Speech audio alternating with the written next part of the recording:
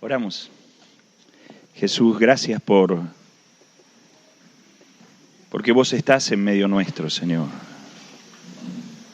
Nos hemos reunido en tu nombre, con la certeza interior de que vos estás con nosotros, Señor. Y cuando vos estás, está tu palabra, actuales, eternas, que van a trascender más allá que los cielos y la tierra, porque tu palabra no va a pasar. Señor, y está tu gracia en medio nuestro, y está tu perdón y tu salvación, y la paz interior, la alegría interior de saber que estás con nosotros y en nosotros. Señor, te pedimos que ahora nos conduzcas en todo lo que tengamos que hablar. Señor, que te hagas más claro y tus principios se hagan más claros, Señor, en nuestros corazones. Señor, gracias porque estás con nosotros. Eso es lo mejor de todo. Vos estás con nosotros, Señor. Aleluya. Por lo que dijo Diego, yo le iba a preguntar antes de empezar, pero por lo que dijo Diego, por lo menos hay una de esas hojitas por familia. Y ahí ustedes van a ver, los que lo tengan, por supuesto, que está en el centro de la hojita lo que llamamos el enunciado de misión. ¿Qué es lo que tenemos que hacer? Tenemos que hacer discípulos para que sean iguales a Jesús. Tenemos que hacer discípulos como Jesús lo hizo. Y los 6 ingredientes o puntitos que hemos hablado, que vamos a terminar de hablar hoy, están ahí alrededor como un proceso continuo que la iglesia tiene que llevar a cabo hasta la venida del Señor. Ustedes van a ver ahí el primer punto, que es el modelo, Jesús. Van a ver el segundo ingrediente, en sentido, ustedes vieron que está en sentido antihorario, ¿no? Pues a mí me gusta así, y como me gusta así, lo puse así. No, pero les voy a decir por qué me gusta. Porque no es cuestión de decir sobre gustos no hay nada escrito y seguir adelante. Entonces tenemos que decir, no, a mí me gusta, por un lado, porque creo que lo que tenemos que hacer es contrarreloj. El tiempo es corto, los días son malos. El Señor viene pronto, no hay tiempo para perder. Amén. Y también me gusta que esté así, porque parece como que vamos contra los tiempos, contra la corriente, contra toda la corriente religiosa, contra todo el mundo religioso y estructuras religiosas de nuestro tiempo. Mucho de lo que hablamos va en contra de las prácticas comunes de toda la cultura cristiana de hoy. Hoy vamos a hablar algunas cositas de estas también. El segundo punto es el Evangelio del Reino, la herramienta eficaz, el único evangelio que puede transformar a un perdido pecador en un discípulo del Señor. Predicar, hablar de este evangelio, aplicar este evangelio es ir contra la corriente de la gran mayoría de la iglesia de hoy. El tercer punto que hablamos ayer, que hablé yo, son las características de un discípulo según Jesús.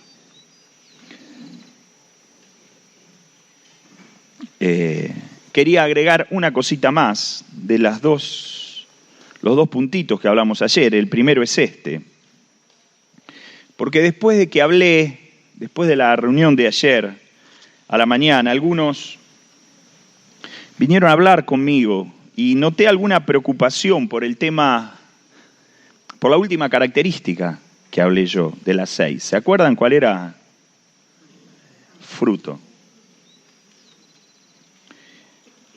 Y volví a leer, no voy a cambiar lo que dije ayer, quiero reafirmarlo, pero Juan capítulo 15 dice: todo pámpano que en mí no lleva fruto lo quitará, y todo aquel que lleva fruto va a descansar y la va a pasar bien. No, lo limpiará para que lleve más fruto. Ya vosotros estáis limpios por la palabra que os he hablado. Permaneced en mí y yo en vosotros. Como el pámpano no puede llevar fruto por sí mismo si no permanece en la vid, así tampoco vosotros si no permanecéis en mí. Todo el pasaje, porque si no parece como que yo estoy sacando el versículo 8 del contexto, está hablando de lo mismo. Y está hablando de que si estamos en Cristo, si permanecemos en Cristo, si estamos unidos a Cristo, si la vida de la vid está en nosotros, no hay opción, tenemos que dar fruto. No hay posibilidad de que no sea así. Amén, hermanos. Amén. Ahora, yo entiendo que esto nos lleva a algunos interrogantes interiores, tal vez. Entiendo que parece que hay épocas de sequedad. Bueno, tendremos que buscar al Señor. Yo no puedo darles la solución, no la tengo, miren al Señor. Solamente leo lo que dice ahí y creo que la interpretación es verdadera. Tal vez tengamos que clamar al Señor, como la mamá de Samuel, que parecía hasta borracha en su clamor interior, diciéndole al Señor: dame hijos o me muero. Y el Señor es especialista en que dé a luz la estéril. Y el Señor es especialista en que demos a luz los estériles. Así que tendrá que haber un clamor, un trato de Dios, un abrirse al discipulador. Tal vez tendremos que volver a algo que creo que Mario habló, si no me equivoco, el 1 de mayo acá, ¿no? ¿El 1 de mayo fue? Que habló de las causas que producen infructuosidad. Tal vez tendremos que volver a ver eso. Creo que está en la página, acá está el, ¿cómo se llama? El espacio publicitario, eso es lo que quería decir, ¿eh? El espacio publicitario. Entrarán a la página de Dani y buscarán ahí dónde están las causas de la infructuosidad. Debe estar en audio, debe estar transcripto, debe estar...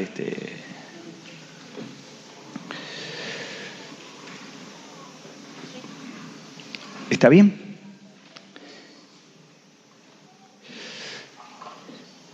Yo lo que les puedo decir como testimonio es, hace algunos años atrás, creo que corría el 2005, el 2006, me di cuenta que tenía discípulos, tenía fruto de años y no muchos discípulos nuevos. Y empezó una carga en mí y esa carga en mí hizo que le pidiera al Señor por lo menos uno cada año. Y por 4 o 5 años Dios fue fiel, uno cada año. Creo que algún año hubo 2, pero por lo menos ahí en el 2007 fue que se convirtió y se bautizó este muchachón que hablaba Claudio, Juanmi. Al año siguiente, en el 2008, entró su hermano, Martín. Nosotros le decimos el osote. Es un poco menos que Juanmi, pero si yo voy caminando y van los dos atrás mío, no me discutan nada de lo que estoy hablando. ¿No? Pero verlos a ellos en el Señor. Ahora ellos se pusieron de compañeros, así que tienen un grupo juntos, que se ha llenado de jóvenes y adolescentes. Uno está casado, Juan Manuel, el otro está soltero todavía. Estos son como los anuncios que da Daniel, está soltero todavía, Martín. Espero que esto no lo escuche después Martín, ¿no? Y lo que les puedo decir es que, agregando tal vez a esto de la infructuosidad, tal vez tengamos que analizar y estamos dedicándonos a cosas que no nos tenemos que dedicar. Y tenemos que clamar a Dios para que Él nos dé fruto. Y para dedicarnos a aquello que deposita en un banco, que es el banco de los cielos. Porque yo les digo algo, el mundo me puede sacar muchas cosas. Las estructuras religiosas me pueden sacar muchas cosas. Tal vez el diablo me pueda sacar algunas cosas. Pero ver la vida de estos dos transformadas y haciendo lo mismo que yo hice en estos últimos años con ellos, ahora ellos con otros, tiene valor eterno. Para mí es como entrar online en un banco y ver, a ver cuánto tengo en la caja y mirá lo que está en la caja, ¿no? Y creo que puedo llegar, mi anhelo es que pueda depositar mucho más en esa caja que tiene que ver con el banco del cielo. ¿Está bien? La otra cosa, antes de meterme en el quinto punto, que quería decir, del cuarto puntito, el que habló Claudio ayer. Hay una figura que usó Claudio que me gustaría volverla a poner sobre la mesa. Es una figura hasta, permítame la palabra, asquerosa. Ustedes imagínense si yo vengo con una bolsa y digo, acá está Diego, acá está Diego. Y lo primero que saco es la cabeza de Diego. Solo la cabeza. Algún tejido por acá que baja de la cabeza. Ahí está. ¿Les causa asco esto que estoy diciendo? ¿Sí? Y saco un brazo.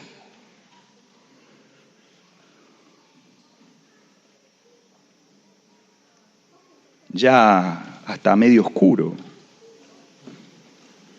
Y empiezo a sacar. Yo podría ser mucho más asqueroso de lo que estoy haciendo.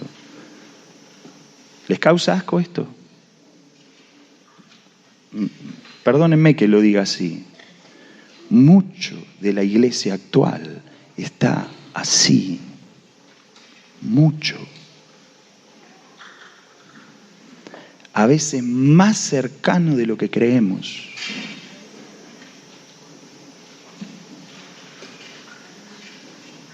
¿Ustedes saben lo que significa sinagoga? Esto lo aprendí de Jorge Mitián, de un audio que encontramos hace un tiempo atrás, un discípulo de Claudio, y ya lo transcribimos y lo tenemos ahí, que se llama la iglesia, familia o congregación. ¿Saben lo que significa sinagoga? Congregación. ¿Saben lo que tienen hoy muchas iglesias evangélicas? Sinagogas, son una sinagoga. Porque son reuniones con música, con audio, con un esquema que no lo pueden sacar, no se lo pueden sacar de acá, no del salón. Y lo único que pasa es lo que pasa de domingo a la mañana, en domingo a la mañana, en esas reuniones con un esquema ya definido, donde hay 4 o 5 acá adelante y un montón de espectadores viendo cómo hacemos el show acá adelante, sin relaciones. Yo doy gracias al Señor, porque yo soy un desastre en muchas cosas. Y doy gracias al Señor del cuerpo de Cristo. Doy gracias al Señor que en mis bajones y en mis cosas que tengo que cambiar, lo tengo a Víctor. Él es mi papá. Él me puede corregir. Doy gracias al Señor por todos los discípulos que tengo, pero en especial por algunos que no les tiembla la pera para marcarme aquellas cosas en las que yo no estoy bien. Yo le doy gracias al Señor por mi esposa, que aparte de aguantarme hace casi 26 años, sabe de mis debilidades y de mis defectos. Me soporta, a veces también me las dice. Doy gracias a Dios por Claudio, con quien hemos hecho en estos últimos años una relación tan fuerte. Y como él dijo en algún momento él, nos decimos las cosas. Y seguimos adelante. Doy gracias al Señor por mis 2 hijos, a quienes trato de formar en el Señor. Pero que también ellos cuando ven algo en mí me dicen, papá, y esto y lo otro, y me soportan también. Y yo me siento como en una red de relaciones, con mi familia, con Claudio, con quien me discipula. Y yo soy un desastre, pero sigo en la iglesia durante años, porque estoy unido, estoy en medio de un cuerpo. No me alimentan las reuniones, me alimenta esas relaciones. Amén, hermanos. No puedo entender cómo se critican y se menosprecian las relaciones del cuerpo. No puedo entender. Solo lo entiendo cuando veo, como dice Marco Moraes, esa tremenda corriente tradicional que cubre toda la tierra y que no nos permite ser lo que Dios quiere que seamos como iglesia del Señor. Estoy contento por la hermosura del cuerpo de Cristo, la seguridad del cuerpo de Cristo. ¿Ustedes? Aleluya. Entonces el cuarto puntito era la estructura de funcionamiento adecuada, el cuerpo de Cristo. Tenemos que ir al quinto, lo que tiene la hojita y lo van a ver. ¿Cuál es el ámbito de trabajo?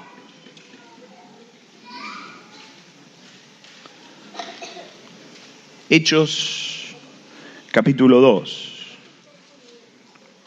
versículo 46.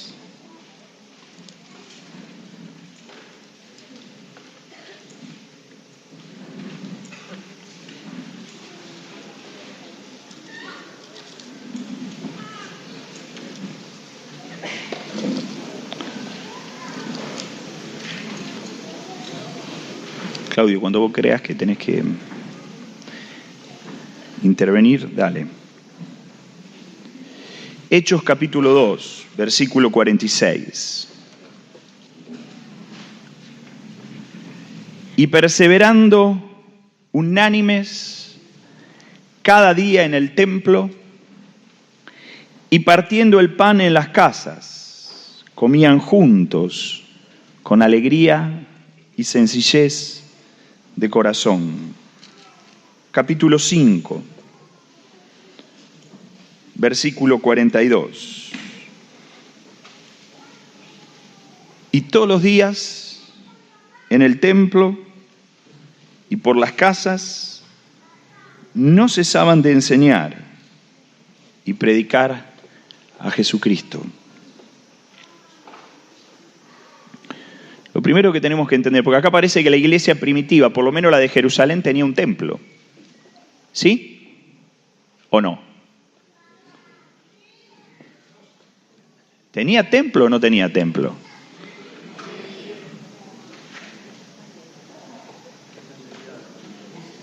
Bueno, me dice Daniel que no me entendieron la pregunta. ¿La iglesia primitiva tenía un templo donde se reunía? Bueno, sí.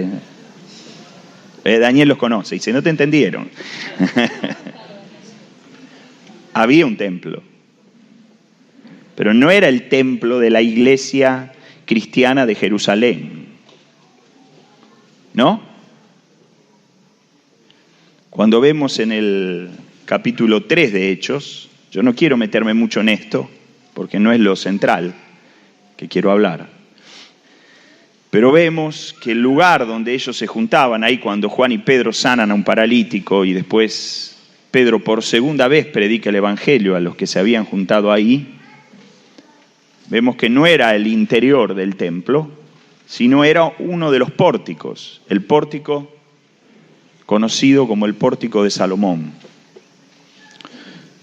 Era el lugar donde toda la gente se juntaba, donde se iba a comerciar, donde se compraban las palomas, donde, según Marcos Moraes, era como el shopping center, el shopping de Jerusalén, ¿no? Donde la gente se juntaba, ahí iba. Entonces, cuando hace referencia al templo, está haciendo referencia al lugar de mayor concentración de la gente en Jerusalén. Porque lo primero que tenemos que reafirmar con total seguridad es que la iglesia primitiva no era templista.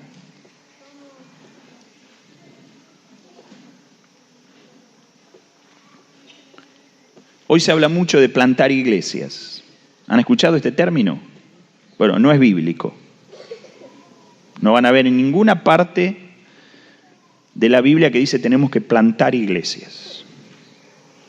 Pero podemos, si lo definimos bien, podemos usarlo, no hay problema.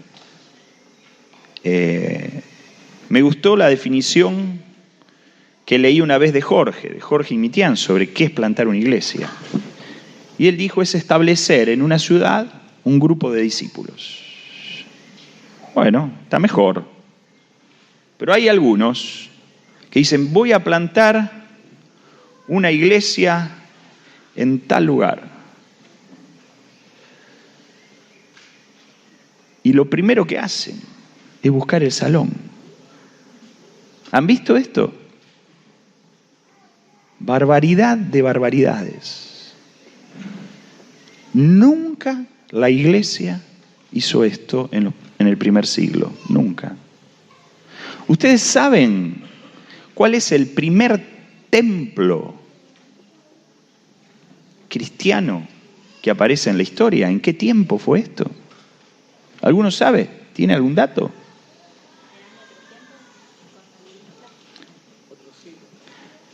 Lo que dice ella, sí. En el año 270, 280 aparece el primer templo cristiano.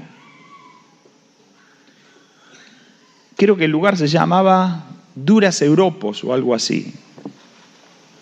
Y en realidad no era un templo, era una casa que se ve que los que se reunían ahí llegaron un momento que no entraban más, tiraron una pared y entonces entraron más, pero llegó un momento que no entraban más, tiraron otra pared y se quedó el templo, pero era una casa que fueron tirando paredes.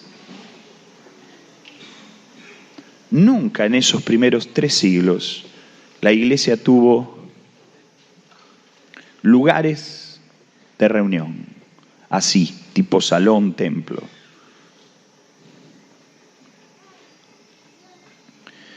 Ustedes van a ver esta referencia que leíamos recién al templo y por las casas solo en Jerusalén. Cuando empezamos a ver a la iglesia en el libro de Hechos, en el mundo gentil, nunca hay un salón de reuniones. Ahora, no estoy hablando, nosotros lo tenemos en Rosario y ustedes lo tienen. Yo no estoy hablando en contra, estoy hablando de la cultura del templo, que es más peligrosa que tener un salón o no. Es esto de que voy a un lugar y lo primero que veo, a ver cuál es el salón. Y lo adorno como templo. Cartel afuera. Y algunas cosas de un templo. Tiene que tener un lugar adelante central. Si uno puede estar un poquito más elevado, mejor. Algún sonido fuerte. Algún músicos, porque si no hay músico parece que no hay espacio en la reunión. Y la verdad es que la proliferación de los templos aparecieron con mucha fuerza con Constantino en el siglo IV, cuando la iglesia cristiana se paganizó y fue conquistada por el Imperio Romano.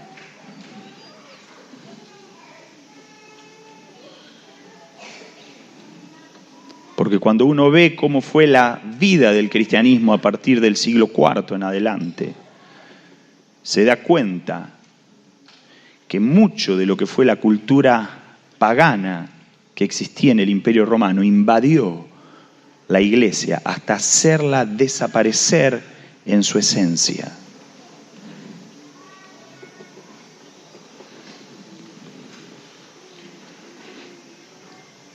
No quiero meterme mucho en esto, pero quiero decirles que a veces se sacan conclusiones históricas parciales y no precisas sobre cómo fue el proceso donde la iglesia empezó a perder muchas de las verdades que hoy queremos otra vez reafirmar en el nombre del Señor. Pero la realidad es que lo que vemos en el libro de los Hechos y también en el complemento histórico de esos primeros 3 siglos es que la iglesia funcionó fundamentalmente por las casas. ¿Estamos de acuerdo en esto? ¿Sí? Ahí fue donde desarrollaban su trabajo, su tarea, su acción principal.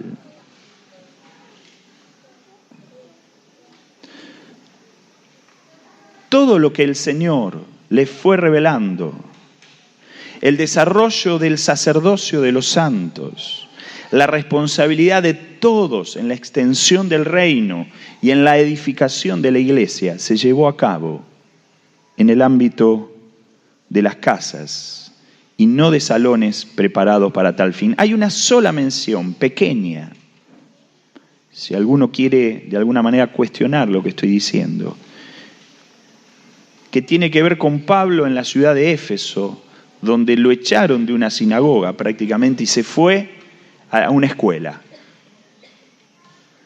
de un tal Tirano, y que usó en realidad como un centro estratégico para mandar gente a toda la región de Asia y evangelizarla toda. Pero la vida de la iglesia, el funcionamiento como cuerpo, la edificación de los discípulos, el lugar donde los que se convertían eran traídos, era en el ámbito de las casas. Y queremos volver a eso, ¿amén? ¿Sí? Hubo hace algunos años atrás alguna corriente que de alguna manera quiso hacer desaparecer los grupos familiares. Alguna onda rara que vino, yo no quiero hacer muchas referencias. Pero me acuerdo una hermana que vino a hablar con Ana y le dijo, ¿qué vamos a sacar los grupos familiares? Yo me convertí ahí. Yo volví al Señor ahí. Yo me puse de novio ahí. Yo me casé ahí. Y vamos a sacar esto. No lo vamos a sacar. Lo vamos a reafirmar mucho, mucho, mucho más. ¿Está bien?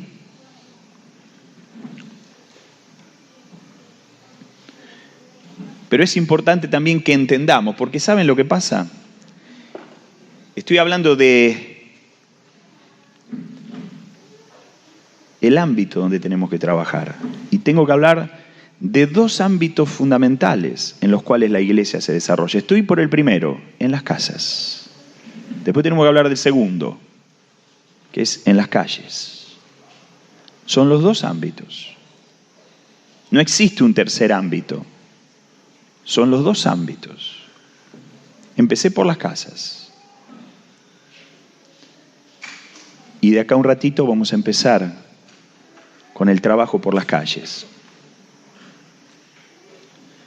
Yo digo que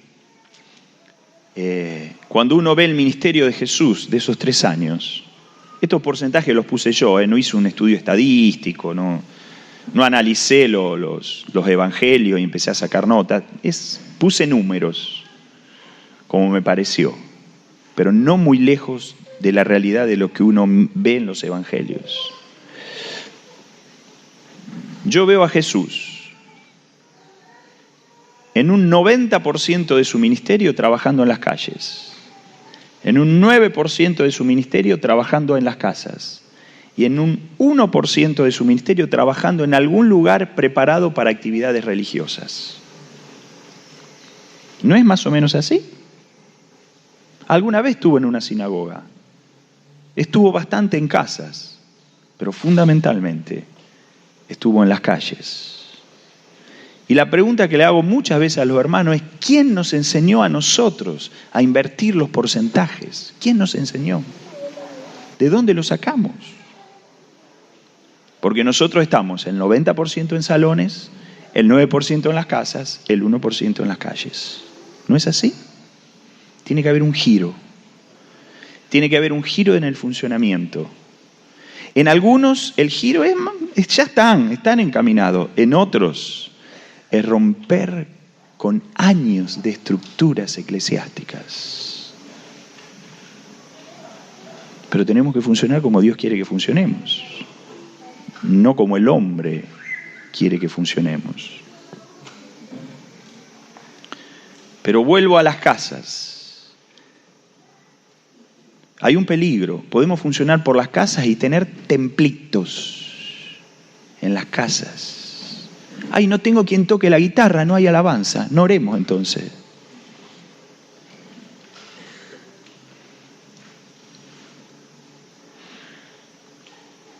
Hay grupos familiares, esto lo hablamos mucho en Rosario y no solamente Claudio y yo. Hay grupos familiares que lo que tienen los días miércoles, por ejemplo, es una mini reunión de domingo. Ahí agarran una guitarra, cantan, oran un rato. Hay algunos anuncios. Y después un sermón preparado por el líder, porque para eso es líder. Lo único que falta es pasar la ofrenda. Lo único. Algunos creo que lo están haciendo. No es eso lo que estamos pensando. Estamos pensando que cada hogar sea un centro estratégico de expansión del reino de Dios y de edificación de los hermanos. Estamos pensando que cada hogar sea un centro de catequesis de aquellas verdades que nos dieron vuelta desde el principio.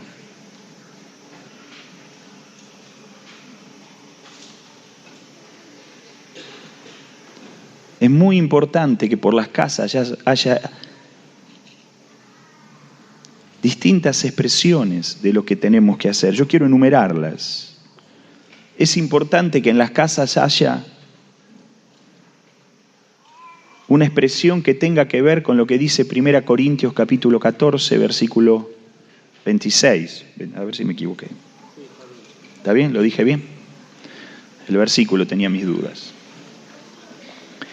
¿Qué hay pues, hermanos? ¿Qué hay pues? Cuando os reunís, el líder de alabanza tiene el coro para empezar. Y el líder ya está nervioso por el sermón que va a predicar.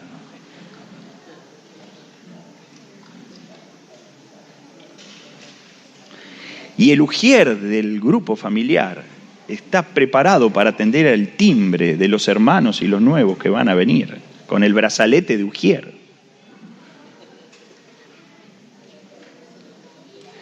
¿Qué hay pues, hermanos? Y la pregunta termina ahí. Cuando os reunís, cada uno de vosotros tiene.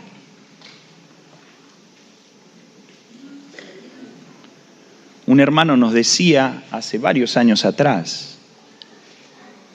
este hermano era de Brasil, y él nos decía que él trabajó mucho en la cosecha del algodón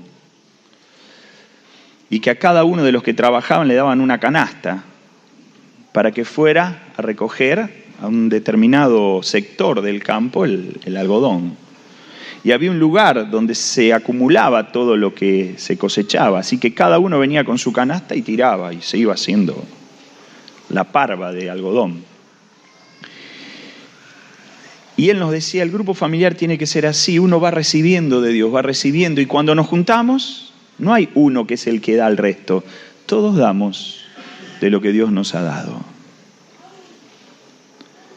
Pero también en el grupo familiar, en la reunión, en el encuentro, Me gusta esto de hablar de encuentro y no de reunión, ¿no? Porque reunión, está bien, nos reunimos, sí es verdad, pero nos da ya la idea de la música, de la alabanza, nos encontramos. Para que haya esto, ¿qué hay pues, hermanos? Cuando os reunís, cada uno de vosotros tiene. Ahí tiene que haber estrategia. Che, a ver la parcela, ustedes están con la parcela ahora, ¿no? ¿Quién me dijo que estaban con la parcela? Bueno, a ver la parcela, ¿cómo está? Fuiste a visitar a este, ¿a quién le predicaron? ¿Le predicaron a alguno? Tiene que haber estrategia. Tiene que haber trabajo por niveles. Tiene que haber. Y estamos metiéndonos en un problema. Si no me auxilia Claudio, lo voy a decir yo, pero estamos metiéndonos en un problema.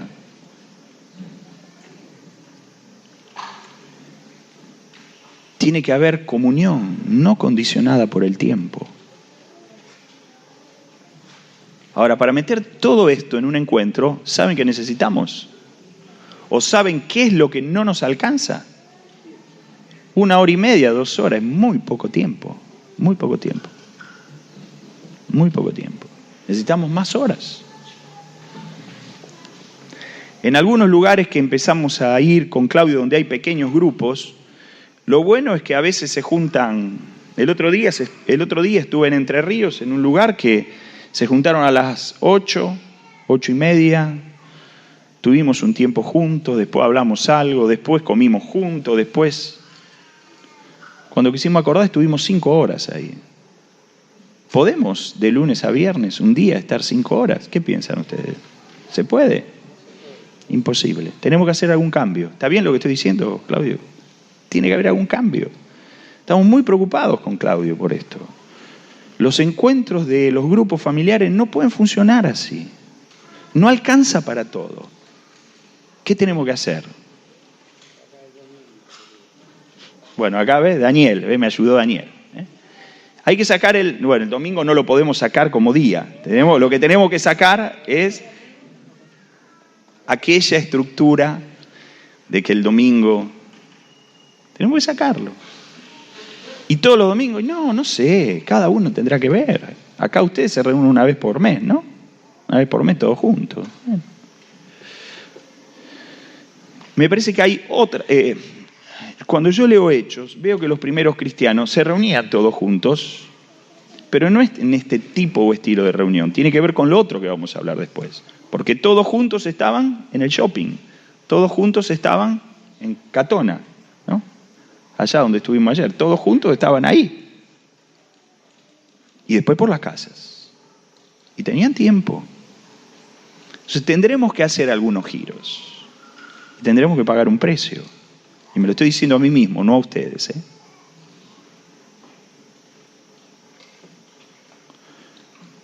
Pero lo necesitamos para ser iglesia según el modelo que uno ve en el libro de los Hechos. El Señor nos ayude.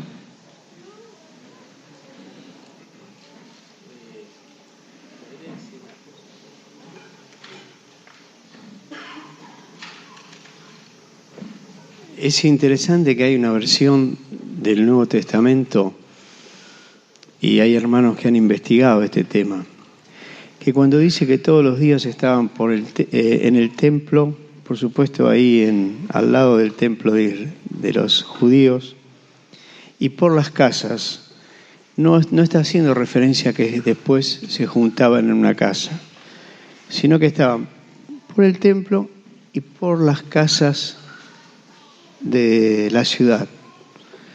Y eso es lo que hacían todos los días. Estaban ahí y estaban yendo a las casas, en ese sentido. En castellano no está, claro, porque lo van a buscar. Está en portugués. En portugués está.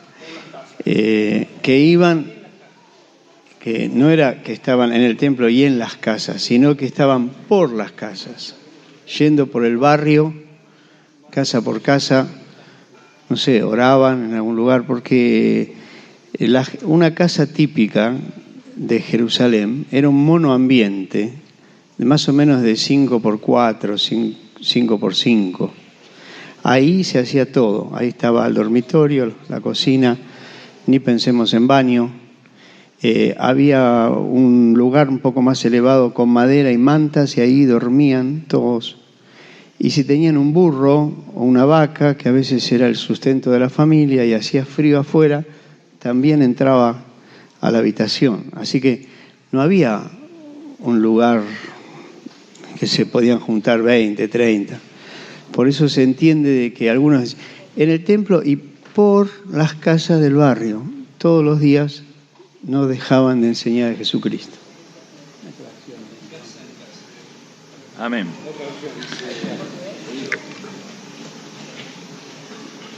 Yo tengo acá la versión Almeida, dice así, lo reafirma. Y todos los días en el templo y de casa en casa, de puerta en puerta.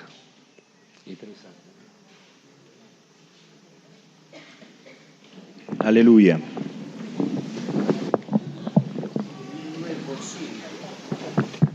Ni el 9%. Ahora, la realidad es que cuando vamos al mundo gentil, uno ve en las cartas de Pablo continuamente, las direcciones de las iglesias. Allí había direcciones de iglesias en las cartas de Pablo, ¿no?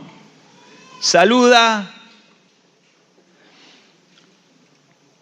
a Claudio y Cristina y la iglesia que está en su casa. Dice así, ¿no, Pablo? Saluda a Daniel y Elsa y la iglesia que está en su casa. Y la iglesia que está en su casa. Y la iglesia que está ahí. Y la iglesia que está en su casa. Ahí. Había ahí direcciones de iglesias. No hacía falta calle, no hacía falta número, hacía falta conocer a la familia. Ahí estaba la iglesia. ¿Está bien? Pero tenemos que ir al otro ámbito de trabajo, más fuerte todavía en el modelo de Jesús y de la iglesia, que eran fuera, por supuesto fuera de las sinagogas, pero también era fuera de las casas. Cuando Jesús, empecemos por Jesús, estableció a 12, llamó a 12, Él los llamó en primer lugar para que estuvieran con Él, relación, para llevarlos con Él y finalmente para enviarlos a predicar. Jesús no formó a su gente con lecciones ni sermones. Y entiéndanme lo que voy a decir, tampoco con cuadernillos. No estoy diciendo que tiremos lo que tenemos, pero estoy diciendo que el foco de Jesús fue llevar a sus discípulos a la acción. Como dijimos el primer día, Él dijo, yo soy la luz. Y la luz no se oye, la luz se ve. Él se mostró a sus discípulos. Y ellos lo vieron, como Él predicaba el Evangelio del Reino, cómo aplicaba el reino al joven rico. Ellos estaban ahí. Cómo contendía, discutía con los representantes de las estructuras religiosas de esa época. Ellos lo vieron, cómo oraba, cómo ayunaba, cómo trataba con los enfermos, cómo echaba fuera demonios. Ellos vieron cómo Él hacía todo esto y después los apartaba y les enseñaba a partir de lo que habían visto.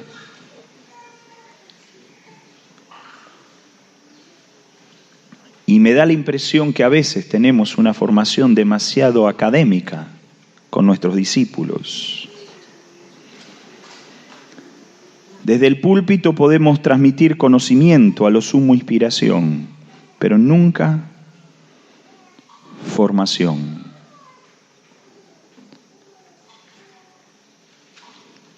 lo que tenemos que enseñarle a nuestros discípulos es un oficio. No están detrás de una carrera universitaria. Y ustedes me entienden la comparación que estoy haciendo, ¿no? Y el oficio se enseña en el taller, fundamentalmente. Como nos decía Iván, el carpintero se forma en la carpintería. Uno se hace carpintero viendo al carpintero actuar en la carpintería. Los discípulos aprendieron de Jesús en el taller de Jesús. Y el taller de Jesús fue su vida misma. Y la vida de Jesús, en un altísimo porcentaje, la pasó en las calles.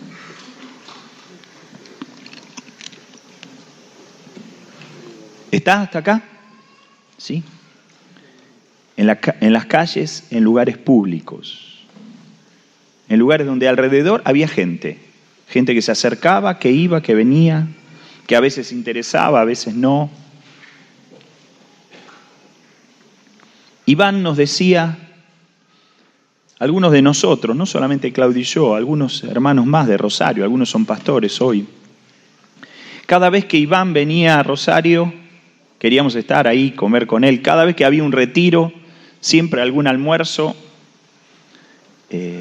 comíamos con Iván. Iván nos dijo muchas cosas, pero una de las cosas que nos dijo varias veces es esta. Ustedes tienen que tener una plaza o un parque para el verano y un bar para el invierno. A ustedes se los decía también, ¿no?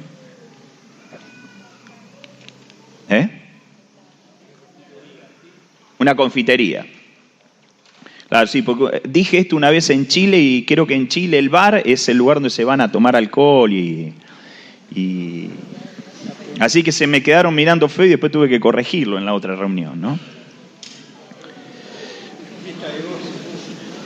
Los hermanos de Brasil dicen, adentro lo máximo que puede ocurrir es lo que está programado.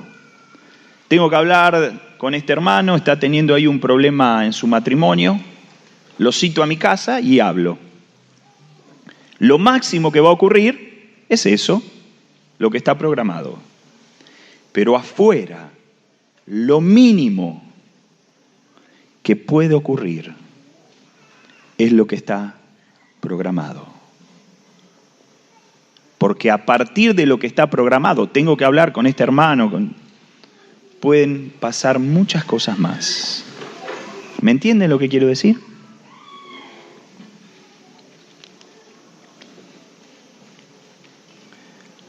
Y acá voy a hablar de tal vez la primer forma que entiendo, según mi comprensión, tenemos de estar en la calle. Jesús y sus discípulos. Jesús formando a sus discípulos. Hace unos cuantos años atrás, definimos algunos que íbamos a empezar a vernos con nuestros discípulos no tanto adentro de nuestras casas, sino afuera. Yo adopté ¿cómo es que se dice? No es un patio de comida, en una estación de servicio. ¿Cómo se dice el lugar ese para no? Eso, como dijiste vos. Bueno, ahí donde uno se va a una estación de servicio a tomar un café, ahí. Acá habla una Shell. Bueno, yo vi una Petrobras, voy a la competencia. Tengo una Shell enfrente, pero me gusta más la Petrobras, hay más gente ahí.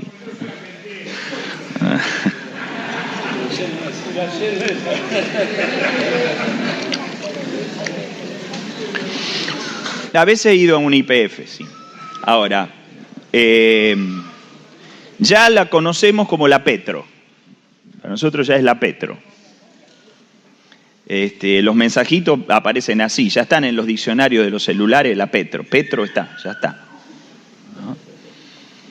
En la Petro, sí, en la Petro, bueno, a veces vamos y hay 5 o 6 mesas ocupadas porque yo estoy con alguno, pero está el otro que es discípulo mío con otro y mi papá ya va con algún discípulo de él también ahí Bueno, es un lugar que, es más, en un sentido, después de algunos años, les digo, tengo una inquietud hoy. Me parece que ya hicimos demasiado y me tengo que ir a otro lugar. Y hay un lugar que es un patio de comida de un supermercado donde me parece que hay más pique. Hay más, ya ahí los mozos le hemos hablado, con algunos me tengo que ver, en este patio de comidas. Pero lo bueno, creo que lo que me parece que en el verano seguimos en la Petro y me parece que en el verano tendríamos que irnos hacia otros lados. La otra inquietud, ruido interior que tengo. Claudio ha hecho algo parecido en algún bar, confitería que hay en el Parque Independencia, ahí en Rosario y en algún otro lugar. Pero la idea que tenemos hoy, más allá de los lugares, es salir afuera con nuestros discípulos y hablar con ellos lo que hablaríamos en nuestra casa, hablarlo afuera. Algunos dicen, pero ahí se pierde intimidad. Puede ser. No me parece después de años de estar trabajando así. Algunos dicen, ¿y cómo podés orar ahí? Yo digo, ¿y cuál es el problema? El hermano de Juan Manuel, Martín, se convirtió al Señor ahí en la Petrobras. Oramos ahí en una mesa, éramos 4 o 5 orando. Pero si en la mesa de al lado se sientan parejas y empiezan a los arrumacos y uno se tiene que aguantar cada cosa. Y ni hablar de a veces parejas del mismo sexo. Y uno se lo tiene que aguantar. Que se aguanten, que yo ore. ¿Qué estoy haciendo de malo? ¿No es cierto? Y ahí hablamos lo que tenemos que hablar y ahí oramos con la gente. ¿Qué problema hay?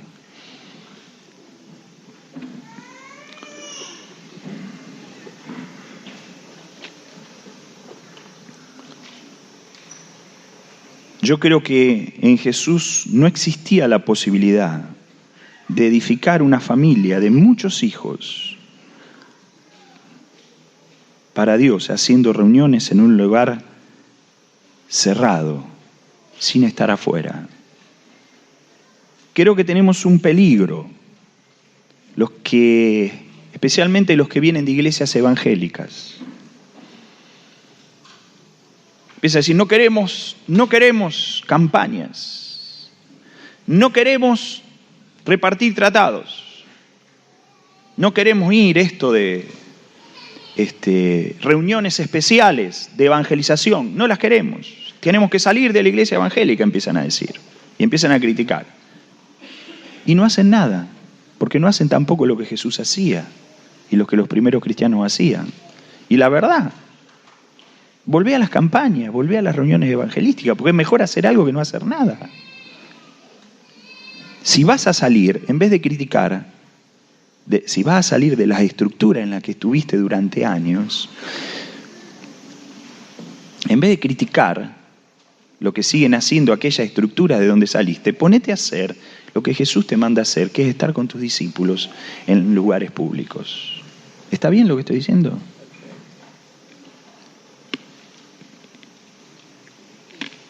Volvamos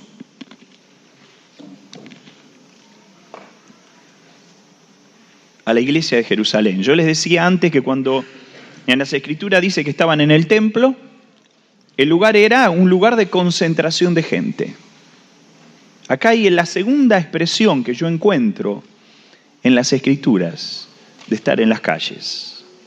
Y tiene que ver con el pórtico. ¿A dónde estuvimos ayer lo que estuvimos? En el pórtico de San Miguel. Permítame que lo diga así. ¿Cuál es el pórtico de San Miguel? ¿Cómo?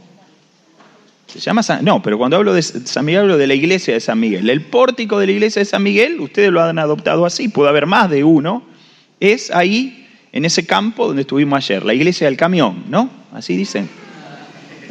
La iglesia del camión, ¿eh? Ahora, la iglesia de Jerusalén se reunían, iban todos al pórtico de Salomón. La iglesia de San Miguel tiene que ir, perdón que lo diga así, ¿no? Toda, ¿está bien o estoy haciendo un lío? todo al pórtico, todos los que puedan. Y pero un domingo a la tarde, por supuesto, hay algunos que trabajan, hay algunos, están los de Bimbo, ¿no?, que por ahí trabajan.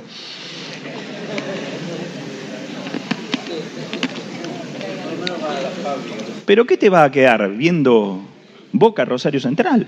¿Qué te va a quedar viendo? ¿Qué te va a quedar bien? Te va a amargar. ¿No? Vamos a estar ahí en el campo. ¿Para qué te va a quedar viendo a Riquelme? Si podés hacer algo de lo que hace Riquelme, lo podés hacer en el campo también. Traete unos cortos. ¿Qué problema hay? ¿O no, Diego? ¿Eh? Y está...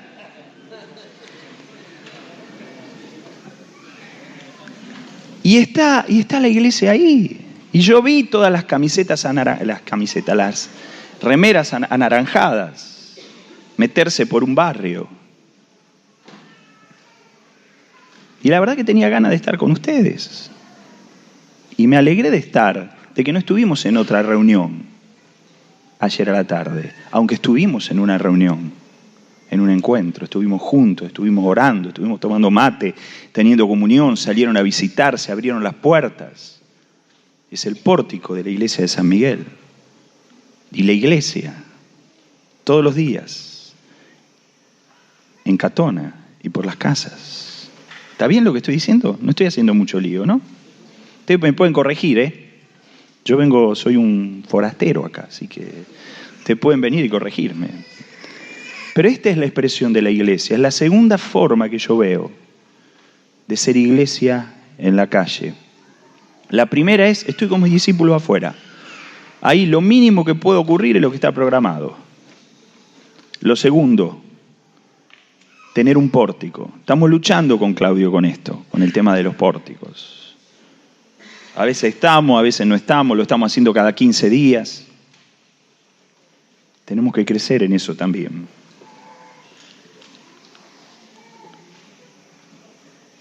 Y ahí es donde predicamos el Evangelio.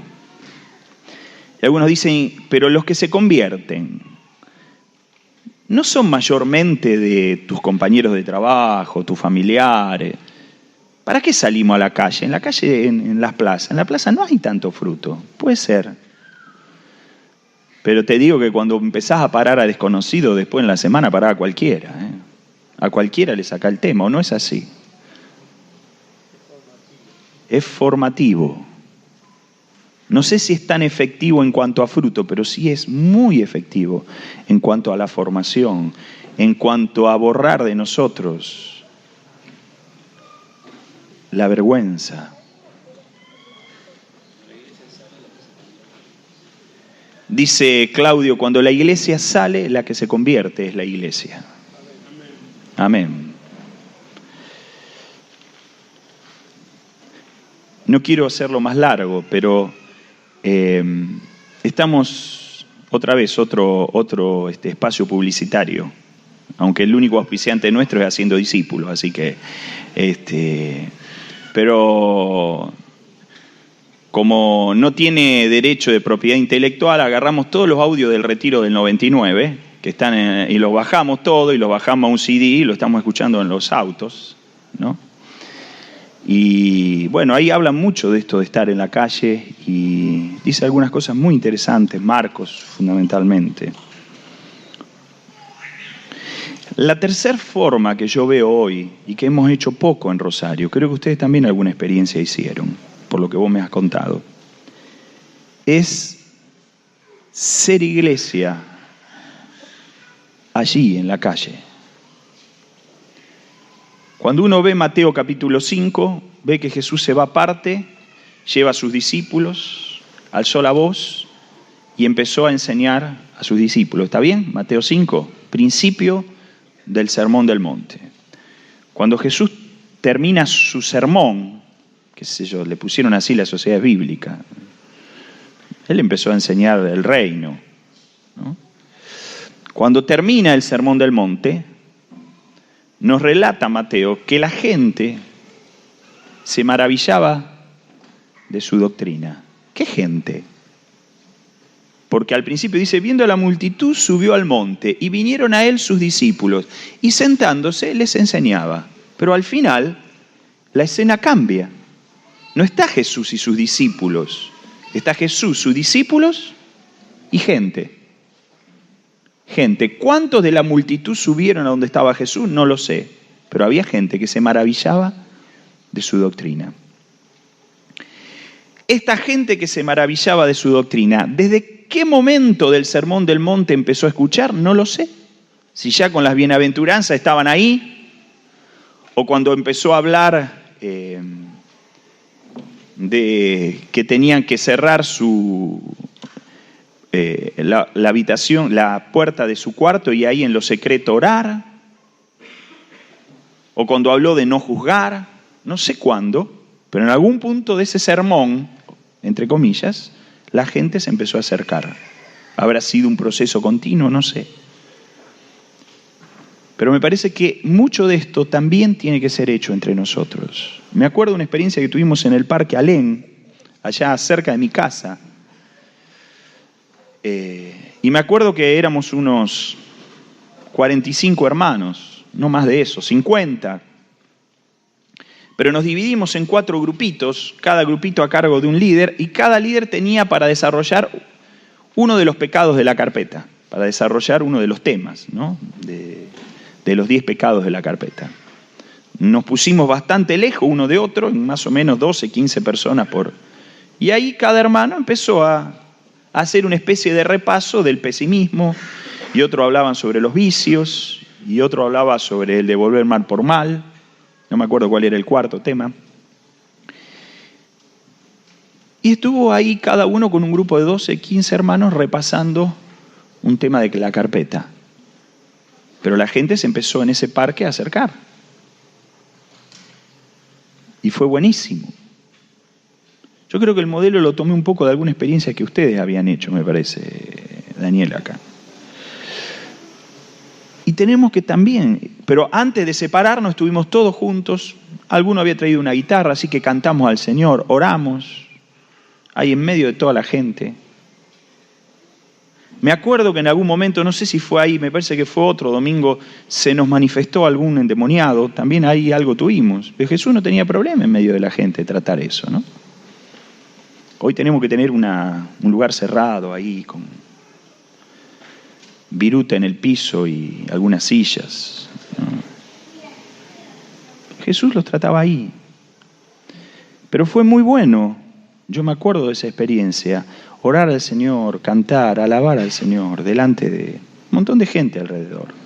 Otra expresión de estar en la calle. Y en mi conciencia y en mi inquietud interior, porque estamos con Claudio un poco inquietos, nos parece que tenemos que ir creciendo en aquellas cosas que hoy estamos débiles en cuanto a esto de estar en la calle. Repito lo que dije antes de terminar.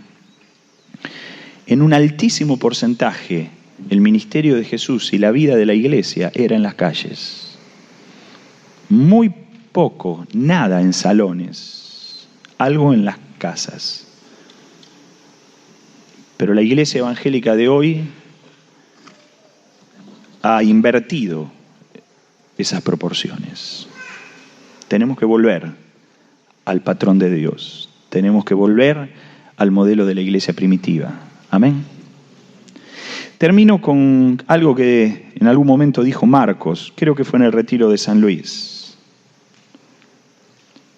Marcos dijo así: nos tenemos que olvidar de todo lo que venimos hablando. Y yo lo quiero meter acá cuando ya estamos terminando. Hemos empezado a hablar el sábado a la noche de muchas cosas que creemos todos. Estamos repasando cosas que ustedes saben, verdades de Dios. Y Marcos nos dice, nos tenemos que olvidar de todo lo que venimos hablando si no queremos salir a la calle. Volvamos a la iglesia evangélica y a sus sistemas, porque si no nos vamos a frustrar. Es una falacia, es una mentira con alguna apariencia de verdad. Seguir adelante con toda esta revelación si no vamos a salir del encierro. Amén.